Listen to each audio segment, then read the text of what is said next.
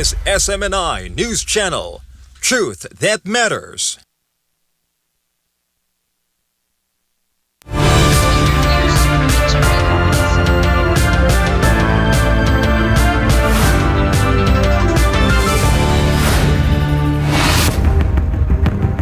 In the headlines, NATO Chief Mark Rutte defended U.S. support for Ukraine during a visit to Kyiv, insisting Washington is doing everything possible to help as President Zelensky seeks more Patriot missile systems. Suspected Ebola cases in the Democratic Republic of the Congo have dropped sharply after extensive testing ruled out hundreds of potential infections.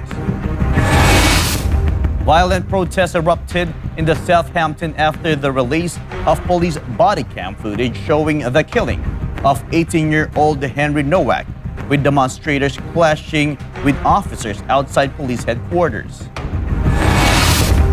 Firefighters and civil guard units are battling a fast-moving wildfire in Spain's El Valle Hills as extreme heat and dry conditions fuel the blaze. Bolivian President Rodrigo Paz has sent an emergency bill to parliament seeking military deployment to quell 5 weeks of protests and road blockades across the country. And back home, the Philippines has failed to secure a non-permanent seat on the UN Security Council after Kyrgyzstan prevailed in 4 rounds of General Assembly voting. I'm Franco Baranda. Newsline World starts now.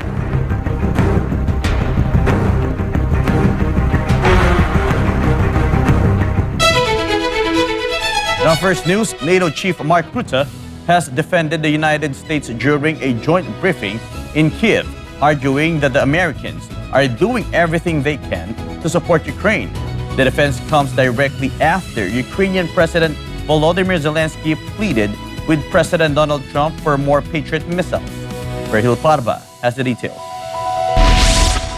The level of military support coming from Washington is facing fresh scrutiny in Kiev. Speaking alongside Volodymyr Zelensky Wednesday, NATO Secretary General Mark Rutte strongly defended the United States, stating he really believes the Americans are doing what they can based on all available evidence. Can I defend the US here? Because the United States, I believe, is doing what it can in terms of delivering PAC 3 and PAC 2 Patriot missiles to Ukraine. I really believe that, based on all the evidence I have. Whatever they can supply, they do. The money is there. So I go with my team cap in hand amongst European and Canadian allies to get the money. We are successful at that. I would love to see a little bit more of a better burden sharing. The defense follows a revelation from Zelensky last week, who confirmed he personally wrote a 5-page letter to U.S. President Donald Trump calling for more Patriot missiles. Zelensky warned that Ukraine is actively running out of the critical air defense systems. So far, the United States has not committed to supplying additional Patriot units. Meanwhile, both leaders were questioned about Ukraine's ongoing demand to officially join NATO. Rutte pointed out that while allies reconfirmed an irreversible path for Ukraine at the 75th anniversary summit, there is currently no unanimity among members to grant entry. As for Zelensky, what should I add? Well, many countries have been speaking today about the desire to see Ukraine a NATO member country. I think the majority of them. Not one single person said they don't want that. At least publicly they wouldn't say that. And General Secretary was quite open about that. When it comes to UN NATO membership, unanimity is required. When it comes to the EU membership, we do see this unanimity. When it comes to NATO, not yet. The NATO chief also commented on Russia's recent military posture during its historic Victory Day commemorations on May 9th. Ukraine is now so successful that Putin is only able to organize a 9th of May parade with an official presidential decree by this president. So this is basically how far you got. And I think for 2 hours you allowed him to do it, and to then end it in 1 hour 55 minutes. So he didn't take a risk. The event took place under a strict 3-day ceasefire originally announced by Donald Trump. The diplomatic pause allowed for the traditional World War II commemorations to proceed across Russia and CIS countries without active threat of conflict. This has been Rahil Parva, your Global Citizen correspondent, reporting for Newsline World. The U.S. House of Representatives has voted to force President Donald Trump to seek congressional approval for military action against Iran. The House passed the War Powers Resolution on Wednesday with a final vote of 215 to 218. The measure advanced with bipartisan backing as 4 Republicans voted in favor alongside the majority. The resolution now heads to the Senate. Supporters argue the conflict has run for over 90 days, passing the legal threshold where the 1973 War Powers Act requires the president to gain Congress's approval to continue waging war. Meanwhile, the White House firmly rejects the House's position, countering that an official ceasefire has been in place since April 8. Ultimately, the impact of the vote is considered largely symbolic. Because this is a concurrent resolution, it bypasses the president's desk entirely, meaning Trump cannot formally veto it, though the administration is certain to challenge its legal authority. Bolivia is at a breaking point. Violent protests and crippling road blockades have pushed President Rodrigo Paz to take a dramatic step.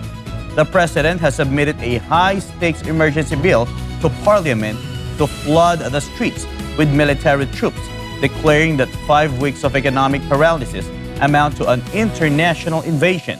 Jane Cudnita has the details. The political capitals of La Paz and El Alto are under an administrative and security lockdown. Faced with expanding civil unrest, President Rodrigo Paz has formally sent an emergency bill to Parliament. The goal? To permanently remove legal restrictions on domestic military deployment. The bill gives the armed forces sweeping intervention powers to smash aggressive highway blockades. For over a month, these barriers have choked off vital supply chains, leaving major cities suffering from critical shortages of food, medicine, and fuel. Esta ley de reglamento para los estados de excepción en la patria ya ha sido enviada al Parlamento y espero que pronto sea resuelta. Este reglamento para el estado de excepción es para fortalecer a las instituciones, es para fortalecer, en este caso puntual, a nuestras Fuerzas Armadas y en su actuación. El mensaje es claro: acción humanitaria. Demonstrators initially took to the streets to demand swift economic relief, the total reversal of state austerity measures, and the immediate resignation of the president. However, Paz claims that state intelligence has uncovered an excessive international hybrid war designed to spread coordinated lies and destabilize the constitutional order. Paz is directly blaming the close inner circle of former President Evo Morales. Esta es una guerra, esta es una invasión contra Bolivia. Tenemos detectados varias páginas que atacan y generan mentiras desde el orden nacional, pero hay un ataque efusivo, masivo desde el orden internacional. Bolivia está siendo invadida por una lógica de no permitir que la Constitución, la democracia y aquellas instituciones mandadas por ley puedan hacer sus funciones. Y que ayer presencia de colaboradores directos del señor Evo Morales se paseaban por el Alto generando violencia, generando discursos raciales, generando broncas entre los bolivianos y bolivianas. Opposition lawmakers are pushing back aggressively. They warn that expanding the military's domestic footprint will eliminate safeguards and trigger catastrophic human rights violations. However, presidential aides firmly double down, insisting tactical intervention is the only way to save a collapsing economy. This has been Jane Cudnita, Global Citizen Correspondent, reporting for Newsline World. Civil Guard officers are assisting emergency operations as a wildfire sweeps Spain's El Valle hills. Crews are working aggressively to contain the blaze amidst extreme weather conditions. Faith Agustin has the details. A major wildfire in the Carrasco El Valle area has scorched around 110 hectares of pine forest and shrubland. The large-scale emergency response has brought together roughly 250 ground personnel and 12 aerial units to fight the flames. As the fire advanced, authorities carried out the precautionary evacuation of around 50 families, moving more than 100 residents out of nearby districts, including Los Garras and San Jose de la Montana. The fire broke out during a severe orange weather alert for extreme heat, with temperatures in Murcia climbing over 39 degrees Celsius. Strong winds further complicated early containment efforts, pushing the fire closer to populated sectors. Officials state the immediate priority is protecting nearby communities and keeping the perimeter from reaching residential zones. Local services are actively managing traffic and restricting public access to the high-risk areas. Spain's military emergencies unit deployed overnight to reinforce the front line, adding around 170 troops and 50 vehicles to the operation. No official information on the cause of the blaze or a final damage assessment has been confirmed by authorities. This has been Faith Agustin, your citizen correspondent, reporting for Newsline World.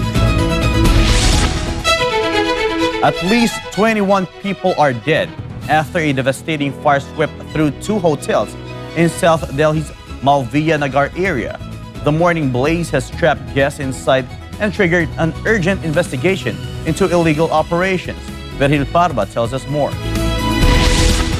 The fast-moving fire broke out at around 8:50 a.m. in the basement restaurant of the Flores Stay Hotel. The flames quickly spread to the neighboring Mikasa Inn, engulfing the buildings in thick smoke and trapping people inside. Emergency teams rushed to the scene, successfully rescuing 37 people from the gutted buildings. Authorities have identified 16 of the victims so far, including 9 Indian nationals and citizens of Liberia, Mozambique, Nigeria, and Bangladesh. The tragedy has exposed severe safety failures, as the Delhi Fire Services confirmed the hotel lacked a proper fire safety certification, while the property was only licensed to operate 6 rooms under a bed and breakfast scheme. It was allegedly running 25 rooms, including illegal units in the basement. In response, Delhi Home Minister Ashish Sood has ordered immediate inspection of all bed and breakfast establishments in the capital. Prime Minister Narendra Modi also announced compensation of 2 lakh rupees for the families of the deceased and 50,000 rupees for the injured. This has been Verhil Parva, your global citizen correspondent,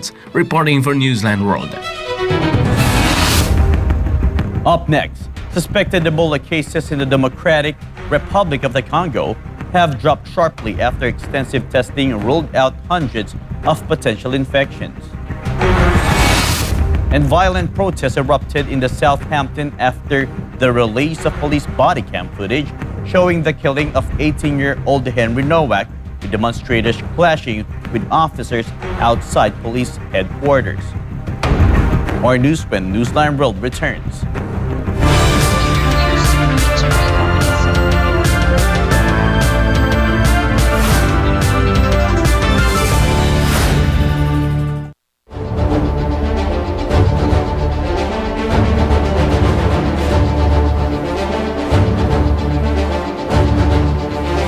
In a world that craves the light of truth, One Network stands as an immovable beacon. For years, the world recognized our unyielding spirit, crowning us the most credible media company of the year.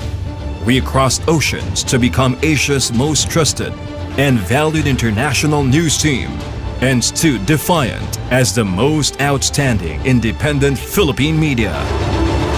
Now, in the year 2026, we still face the howling winds of challenges.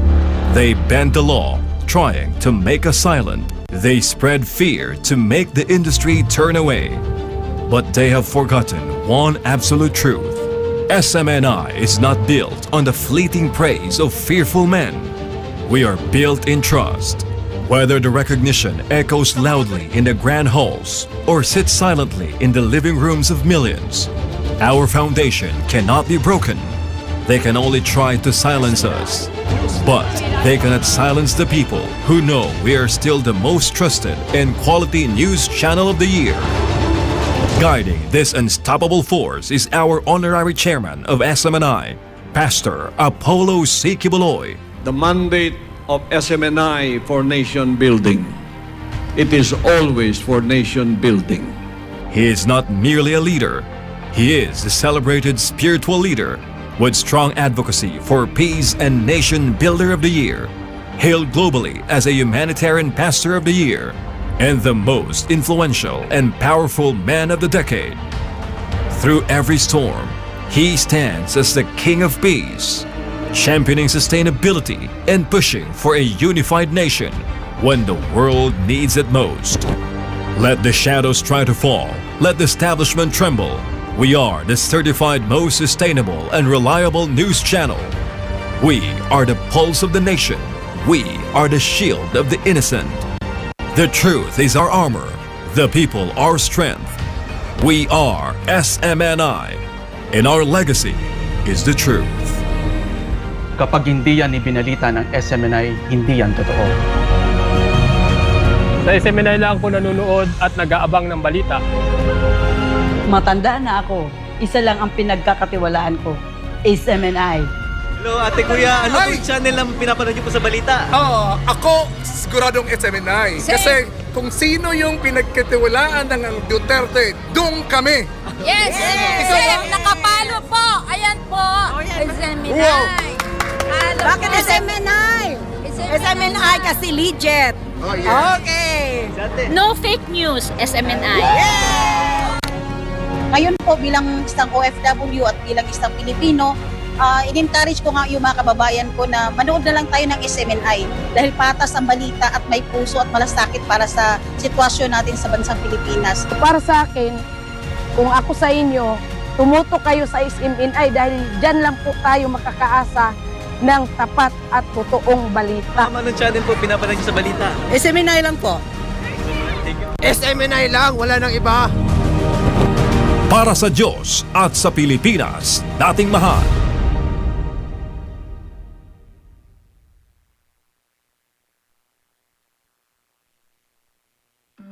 Matunog ngayon ang salitang impeachment sa Pilipinas dahil sa impeachment trial kay Vice President Sara Duterte. Pero ang tanong ng taong bayan, ito ba ay para sa interes ng bansa o para sa politikal na motibo lamang? Sa ilalim ng saligang batas, may mga opisyal ng pamahalaan na maaring tanggalin sa pwesto sa pamamagitan ng impeachment. Kabilang dito ang Pangulo, Pangalawang Pangulo, mga mahistrado ng Korte Suprema, mga miyembro ng Constitutional Commission at ang Ombudsman. Maaaring ma-impeach ang mga nabanggit na opisyal dahil sa matinding paglabag sa konstitusyon, pagtataksil sa bayan, panunuhol, katiwalian, mabibigat na krimen o pagtataksil sa tiwala ng publiko. Sa kasaysayan ng Pilipinas, ilang matataas na opisyal na ang humarap sa impeachment trial. Noong taong 2000, si Pangulong Joseph Erap Estrada ang unang Pangulo ng bansa na humarap sa isang impeachment trial. Taong 2011 naman, si Ombudsman Mercedes Gutierrez ay naharap din sa impeachment dahil sa umano'y kapabayaan sa pag-aksyon sa mga kaso ng katiwalian. Hindi na siya humarap sa pagdinig sapagkat bago pa magsimula ang impeachment trial ay nagbitiw na ito sa pwesto. Noong 2012, si Chief Justice Renato Corona ay napatalsik naman mula sa Korte Suprema sa unang pagkakataon na impeach ang isang Chief Justice matapos mapatunayang hindi niya idineklara ang kanyang Statement of Assets, Liabilities, and Net Worth o SALN ng buo. Ano nga ba ang proseso ng pag-impeach sa isang mataas na opisyal batay sa konstitusyon? Maaaring magsampa ng reklamo ang isang miyembro ng Kongreso o isang mamamayan basta may sumusuportang kongresista. Kapag 1/3 ng mga miyembro ng Kamara ang sumang-ayon, tuloy na agad ang proseso ng impeachment sa Senado. Sa sandaling maaprubahan ito ng House of Representatives, binubuo na ang Articles of Impeachment, isang dokumento na naglalaman ng mga aligasyon o batayan para sa impeachment. Pero tandaan, walang impeachment proceedings na maaaring isampa laban sa parehong opisyal ng higit sa isang beses sa loob ng isang taon. Ang Senado naman ang magsisilbing impeachment court kapag ang Pangulo ang nililitis, ang punong mahistrado ang namumuno, ngunit hindi bumoboto. 2/3 ng mga senador ang kailangan para hatulan ang opisyal. Anong parusa? Pagkakatanggal sa pwesto at diskwalipikasyon na makabalik sa gobyerno. Ang impeachment ay hindi simpleng usapin sa politika. Isa itong seryosong proseso na maaaring makapekto sa kinabukasan ng bansa. Kaya sa panahong puno ng ingay at intriga, kinakailangan nating maging mapanuri, patas at maging makabayan. Bantayan natin ang katotohanan, pumanig tayo sa hustisya at higit sa lahat, unahin natin ang interes ng sambayanang Pilipino.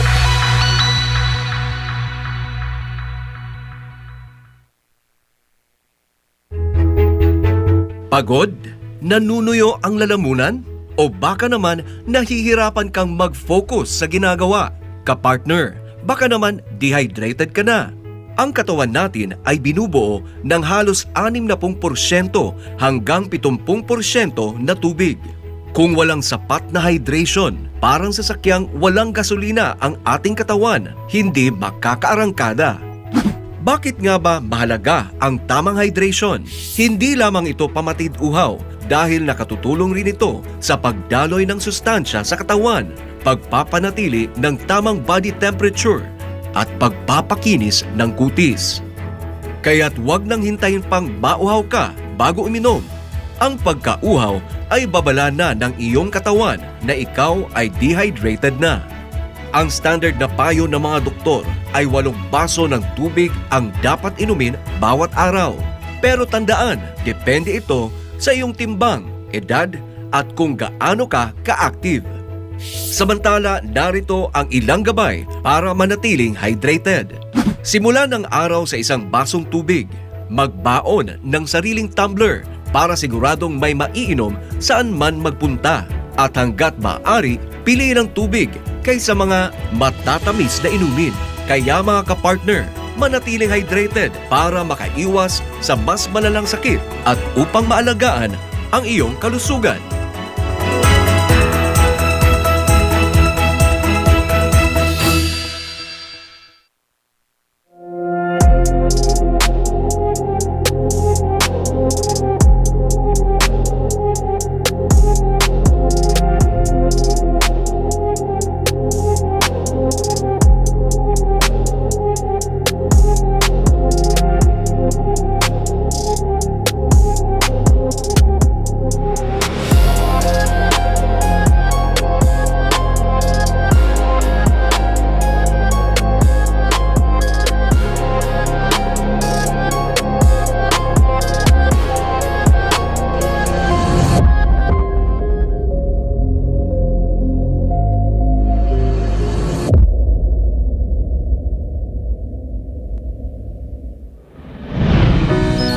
Taon-taon, kwento sa bawat kwento, katotohanan sa bawat katotohanan.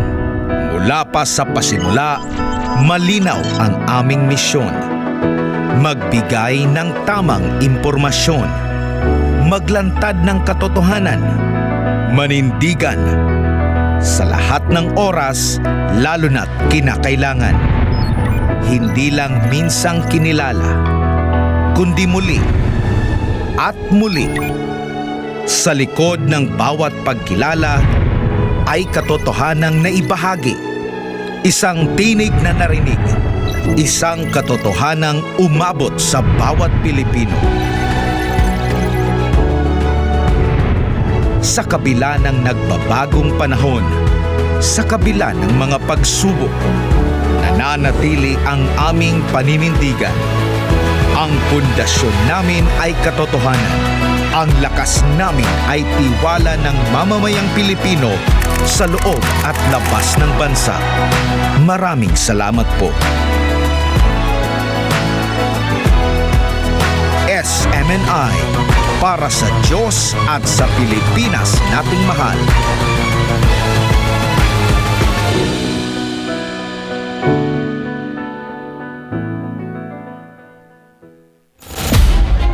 Sa panahon ng ingay, sa panahon ng maraming tanong, panahon na para marinig ang katotohanan. Sa totoo lang, ano ba talaga ang nangyayari sa ating bansa? At sa totoo lang, handa ba tayong harapin ang katotohanan?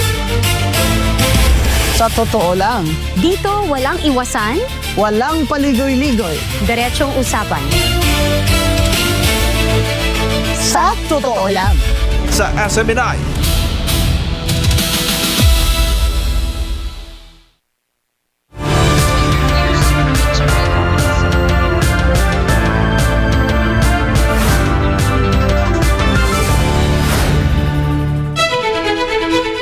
The number of suspected Ebola cases under active investigation in the Democratic Republic of the Congo has dropped sharply.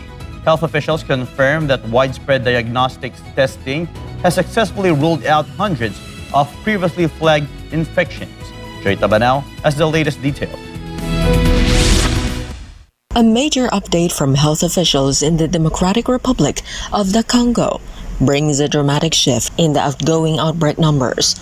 This significant decline comes after health teams process backlogged laboratory tests on hundreds of patients. A health ministry reported release on May 27th had previously shown a massive spike, recording 1,077 suspected cases as of May 26th. World Health Organization spokesperson Christian Linier explained that the drastic drop is a result of rigorous screening protocols.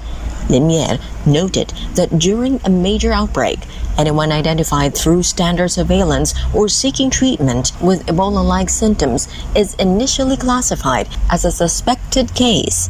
Patients remain under that specific classification until utilized laboratory testing can confirm otherwise. Following recent laboratory procedures, the vast majority of those initial cases were completely ruled out. Doctors discovered that many of the cleared patients were actually suffering from regional illnesses like malaria, meningitis, or other unrelated conditions. Despite the drop in suspected cases, the active frontline figures remain serious.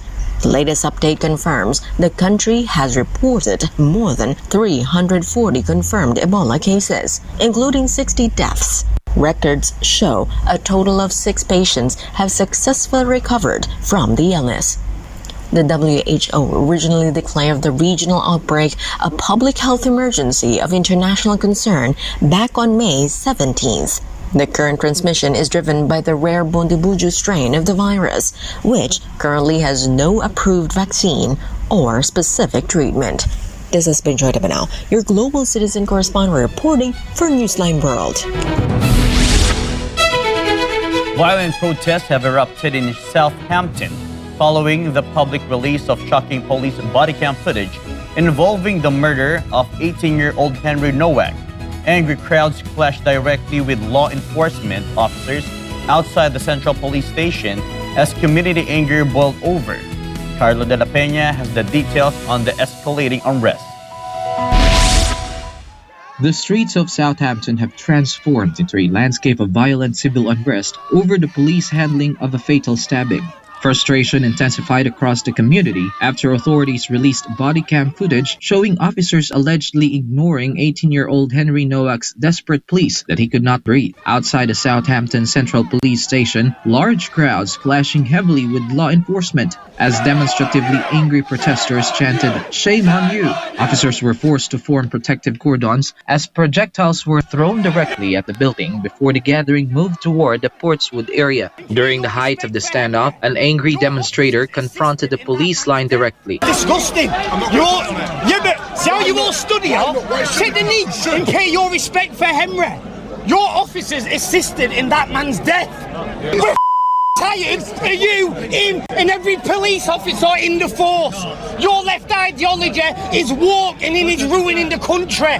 We're sick of it. It's disgusting. Respect for Henry. To the independent officer of police conduct, that's all I'm going to say. That don't mean Hampshire authorities reported that 11 officers were injured during the violent clashes, with 2 individuals arrested at the scene. Local police described the violence as completely unacceptable and confirmed they are currently reviewing surveillance footage to identify those involved. The intense riots came immediately after Hampshire and Isle of Wight police released the distressing body cam footage from the incident, which occurred on December 3, 2025. The video captures the final moments of Henry Nowak, an unarmed first-year accountancy student from Essex who was simply walking home from a night out. The body cam footage shows responding officers being led to the scene by the killer's brother. Instead of treating Nowak's catastrophic wounds, the video reveals officers attentively listening to the uninjured suspect, 23-year-old Vikram Digwa. Digwa and his family members fabricated a story at the scene, falsely claiming that Nowak was a drunk,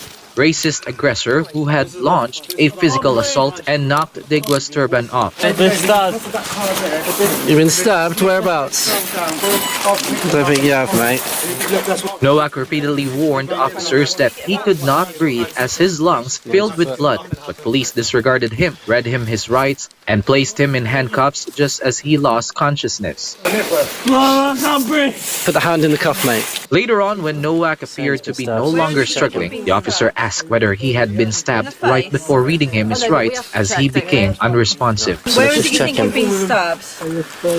In the face? Oh no, but we have to check, don't we? Right. In the face? Just get these to back off, get their details on that, and I'll keep hold of them. Please, brother, I can't breathe. Yeah, we've got this male. He's just been beat up. Are we able to get an ambulance, please? His pupils aren't even reacting.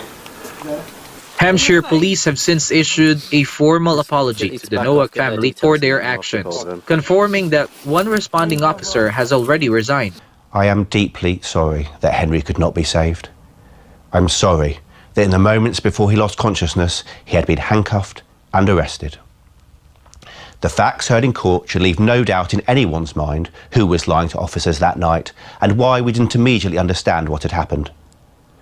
During the 999 call, when officers first arrived at the scene and even when Henry's condition was deteriorating quickly, his killer continued to divert the blame, obstruct our inquiries and never admit the serious harm which had been done. The trial at Southampton Crown Court exposed deep irregularities surrounding the killer's defense. The prosecution proved that Vikram Digwa possessed a dangerous obsession with weapons, detailing that he slept with an arsenal in his bedroom and recorded intrusive close-up videos of a bleeding Nowak on his own phone. While Digwa already wore a small traditional kirpan around his neck that fully satisfied his religious obligations as a practicing Sikh, he chose to carry an additional, much larger 21-centimeter blade. The sentencing judge rejected Digwa's claims of self-defense, calling the racism allegations a wicked lie against a dying man and stating that Digwa brought shame upon his community. This week, Digwa was sentenced to life in prison with a minimum of 21 years for the murder, while his mother, Kiran Kaur, awaits her July sentencing after being found guilty of assisting an offender. Nowak's father spoke outside a courthouse, describing the treatment of his son as inhumane and degrading, noting the unbearable contrast that the murderer was afforded full decency and was never even handcuffed by arresting officers. Meanwhile, the other three members of the Digwa family, Vikram's mother, father, and brother, have all faced criminal prosecution. They were actively involved in hiding evidence or were tied to the massive stockpile of weapons found in the family home. Reporting for Newsline World, this has been Carlo de la Peña, SMNI News.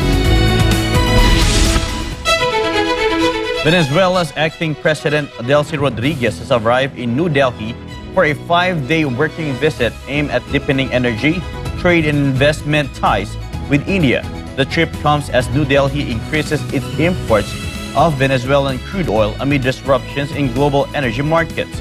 Jane Cadnita is back for more detail.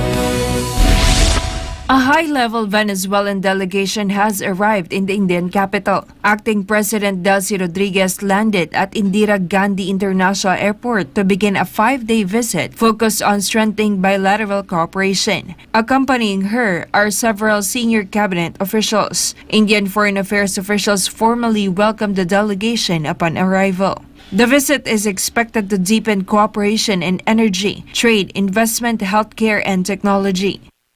En un país tan valeroso, tan espiritual y, como tú lo has dicho, una potencia económica que juega un papel muy relevante en el mundo. Así que felices de traer el mensaje de Venezuela, que es el mensaje de paz, es el mensaje de amistad y de cooperación. Vamos a tener una agenda muy fructífera donde yo espero abordar áreas de cooperación en beneficio de las principales necesidades del pueblo.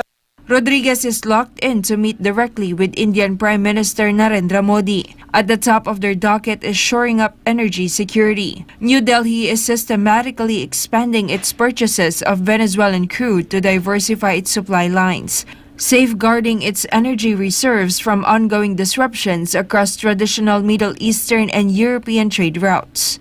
The itinerary extends far beyond the capital. The Venezuelan delegation is scheduled to tour major industrial, pharmaceutical, and automotive hubs across the country. Both governments maintain that this tightened economic grip will act as a major catalyst for development, establishing a dominant economic framework across the global south. This has been Jane Cogniter, Global Citizen Correspondent, reporting for Newsline World. Cuba's vital tourism economy has plunged to record low levels as major foreign hotels operators suspend massive accommodation services amid tightening American sanctions and a severe energy blockade. More on this news from Kaya Villan.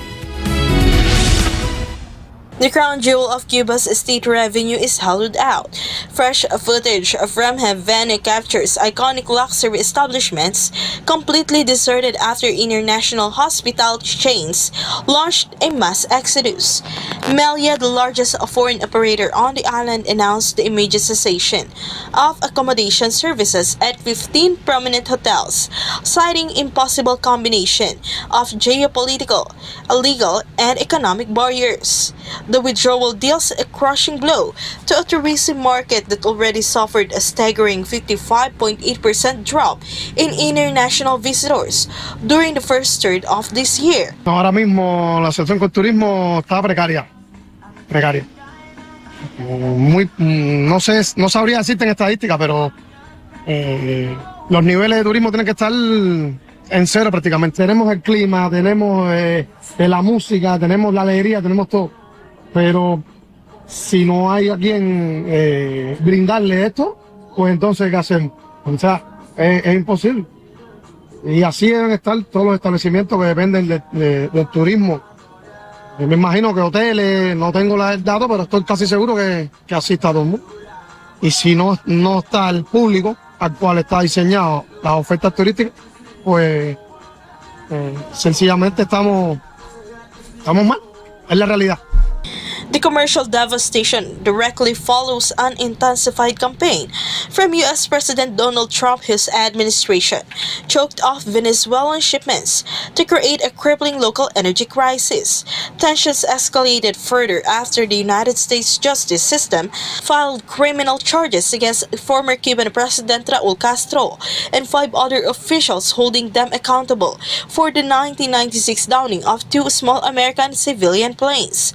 While Havana maintains its airspace was violated legally, local merchants say the geopolitical crossfire has zeroed out their livelihoods. Y en la época de Obama el turismo fluía muy fácil. Había 2 o 3 cruceros allá abajo en el puerto y había turismo por todas partes. Barcos con 2.000 turistas y más los aviones entrando. En estos momentos ni hay barcos, ni hay aviones, ni hay nada. Estamos en cero totalmente con el turismo. Las sanciones están influyendo mucho.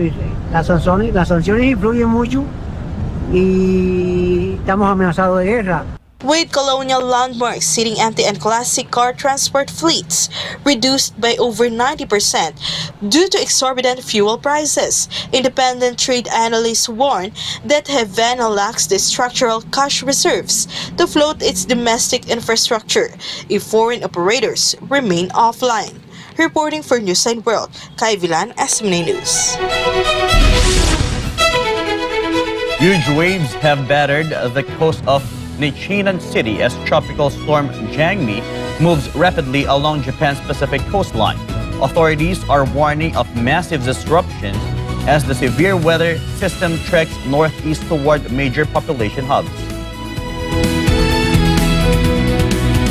The violent power of a weakening storm is hammering Japan's southern coastal regions. In Miyazaki Prefecture, massive swells crashing directly into the shoreline as winds strengthen ahead of the storm's passage.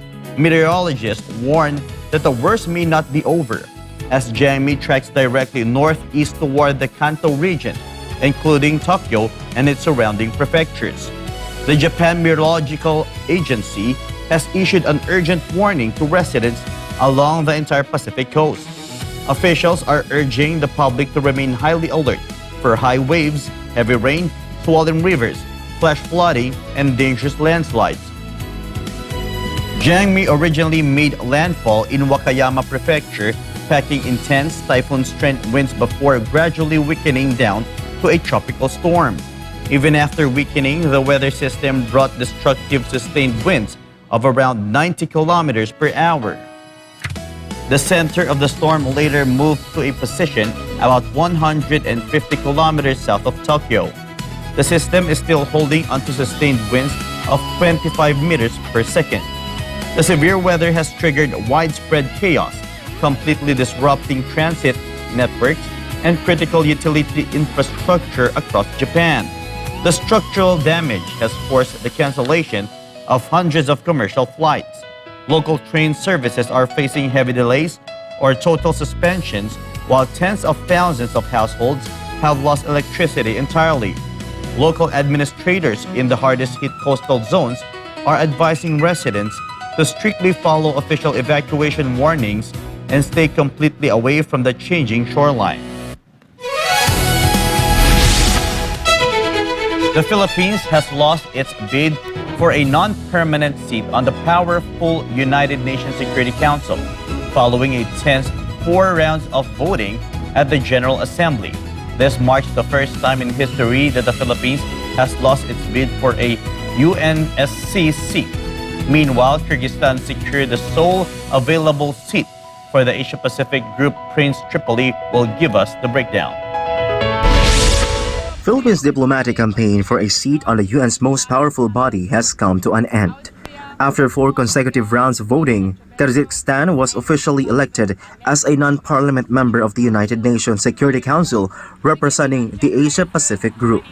In the final round, Kyrgyzstan was able to secure 142 votes, surging well past the required 2/3 majority of 121 votes. The Philippines, meanwhile, managed to bring in just 49 votes in the final tally. Official voting records for the General Assembly show a steady decline for Manila as the ballots progressed. In the opening round, Kyrgyzstan led with 105 votes over the Philippines' 85. The gap widened in the second round, with the tally moving to 110 to 81. The UN General Assembly had earlier filed 4 of the 5 available non-parliament seats of the Council. During smoother voting rounds, Austria and Portugal successfully secured the 2 available spots allocated for the Western European and other groups. Trinidad and Tobago cruised through to claim the designated seat for the Latin American and Caribbean group. Meanwhile, Zimbabwe secured the single non-parliament seat representing the African group. All 5 of the newly elected non-parliament members will serve a uniform 2-year term. By the third round, Kyrgyzstan climbed to 123 votes, while the Philippines dropped to 68 before the final 4th round's blowout. Reporting for Newsline World, this has been Prince Tripoli, SMA News. The Senate Blue Ribbon Committee is locked in a fierce jurisdictional standoff today as 2 opposing legislative factions claim the legal authority to run the panel. This report.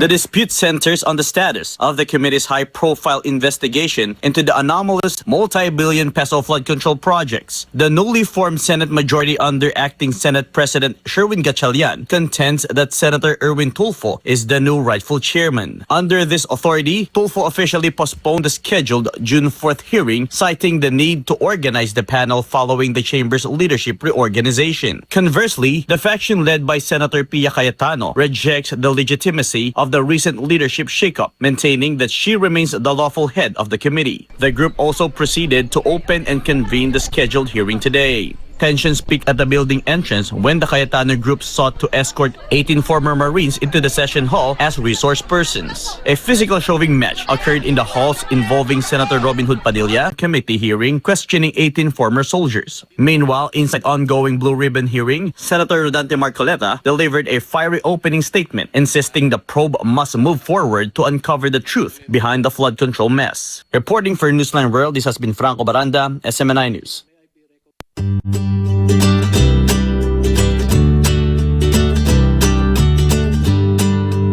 A brand new 2026 Ford F-250 King Ranch became a temporary federal nature preserve last May after an expectant mother robin built her nest directly on top of the truck's front passenger tire, halting a $90,000 commercial vehicle sale. Stella Maris tells us more. Federal wildlife law puts brakes on truck sale after bird builds nest on 34-inch tire. Under the Migratory Bird Treaty Act of 1918, it is a federal crime to disturb or relocate an active nest belonging to native migratory birds. Because the vehicle could not be legally moved, driven, or delivered, the Olathe Ford Lincoln dealership was forced to lock away the keys, leaving a local construction company waiting for weeks while the wild squatters raised their family. The avian standoff began in early May when an employee at the Kansas City area dealership spotted the robin building a nest of mud and twigs in the wheel well of the heavy-duty pickup while photographing inventory. Within days, the bird had laid 4 vibrant blue eggs. Upon consulting with Operation Wildlife, the largest wildlife rehabilitation facility in Kansas, dealership staff discovered that their hands were legally tied. Moving the nest or even driving the truck away would violate federal law. Rather than fight the bureaucracy, both the dealership and the commercial buyer chose to embrace the delay. Management locked down the keys to the F-250 and surrounding vehicles to avoid startling the birds. Video and audio posted to social media by the dealership showed the proud parents caring for the tiny chirping hatchlings right on the massive 34-inch tire, a sight that quickly went viral online. Staff grew highly attached to the baby birds, giving them truck-themed names: Lognat, Axle, Diesel, and Turbo, and even shared some adorable interviews with the nest's tiny residents for their followers. The Robin family. So today we have Lugnut, Turbo, Diesel, and Axle here. We're going to ask them a couple questions. How are you guys doing today?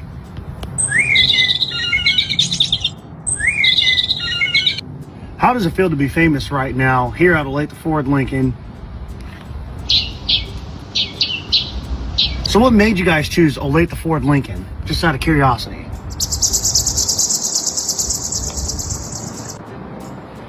So you heard it here, guys, from the Robin family. Wrapping up the unusual event, Olathe Ford Lincoln extended a huge thank you to their incredibly kind and understanding customers who patiently waited for the hatchlings to grow up and permanently leave the nest before taking delivery of their new vehicle. This has been Stella Maris, your citizen correspondent, reporting for Newsline World.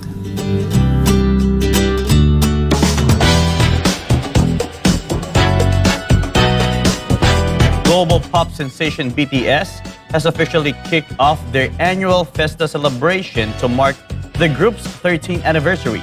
Meanwhile, He-Man is officially back on the big screen. Highlighting today's international cinema slate is the massive global rollout of Masters of the Universe. Let's get straight to the Hollywood hype. Blake Ann has all the buzz. BTS launched the festivities Thursday morning in Korea by sharing new family photos of all 7 members posing together alongside a behind-the-scenes video. RM, Jungkook, Jimin, Jin, Suga, J-Hope, and V are seen glowing in casual look while soaking up the sunshine on the lawn. An accompanying behind-the-scenes video captures the boys cracking up laughing at each other's jokes between camera clicks. This drop officially sets off Festa 2026 following a highly anticipated master schedule that went live on May 31st. ARMY won't have to wait long for more, with a highly anticipated performance video for the single Hooligan scheduled to drop Friday, June 5th. The wait is over for A-list kids and fantasy fans alike.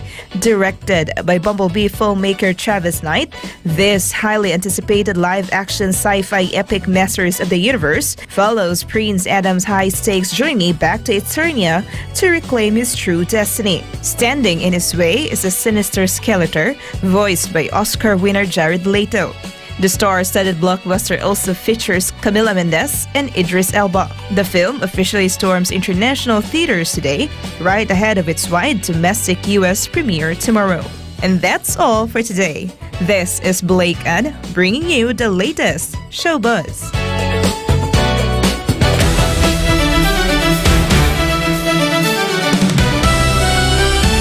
In the latest sports update, the New York Knicks and San Antonio Spurs are preparing for a high-stakes NBA Finals battle, with both teams eager to cap their remarkable playoff runs with a championship. Meanwhile, Matt Olson celebrated Lou Gehrig Day with a tie-breaking home run as the Atlanta Braves defeated the Toronto Blue Jays 4-3, extending his active consecutive games played streak to 844.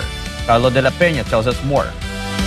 The Knicks entered the series seeking their first NBA title since 1973 and their first final appearance since 1999. Led by a balanced roster and strong postseason form, New York is looking to complete a historic turnaround after falling short in last season's Eastern Conference Finals. San Antonio, meanwhile, arrives motivated by more than just the championship opportunity. The Spurs are aiming to avenge their loss to New York in the NBA Cup final last December, a defeat that remains fresh in the minds of several players. Both teams split their regular season meetings, setting the stage for what many expect to be a tightly contested series. With stars on both sides and a title on the line, the finals open Wednesday as the Knicks chase a long-awaited championship while the Spurs seek redemption in another NBA crown.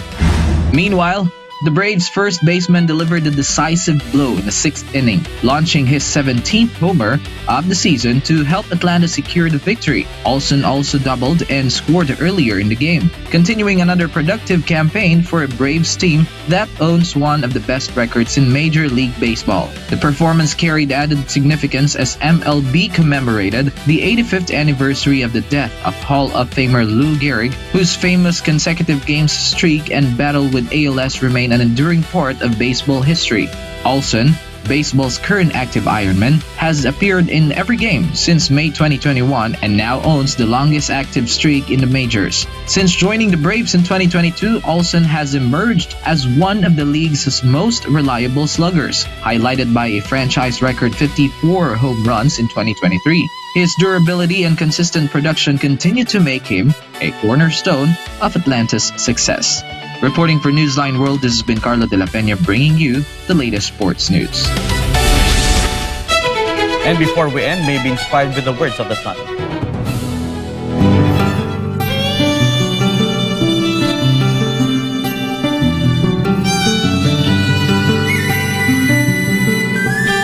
People of faith do not live in the present.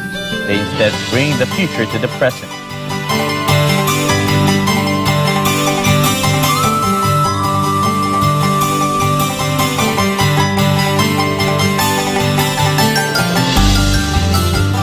And that's all for this edition of Newsline World. For God and my beloved country, the Philippines, I am Franco Baranda. Thank you for watching. Goodbye.